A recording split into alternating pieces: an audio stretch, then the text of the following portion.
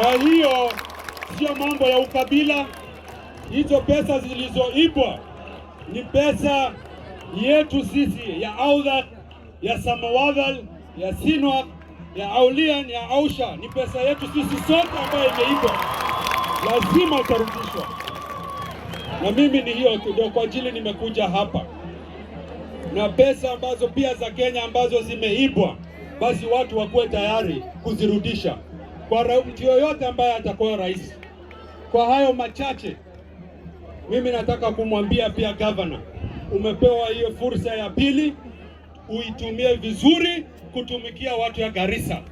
Na uache, ukiondoka baada ya miaka 5, uache Garissa ambayo iko na nguvu ile iliyokuwa zamani, sio hii ambayo imeharibika leo tumepewa.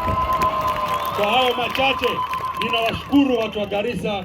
Shukran sana, na inshallah vijana nawaambia kwamba shaqa wixii county laga heli karana waa laga heli, wixii kalena waxaan u samaynaynaa business opportunities kutabaajiya pesa.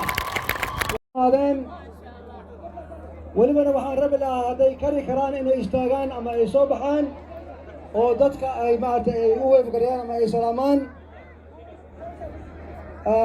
Honorable Abdulhakim Hassan, vijana nawaambia kwamba shaqa wixii county laga heli karana waa laga heli, wixii kalena waxaan u samaynaynaa business opportunities kutabaajiya pesa.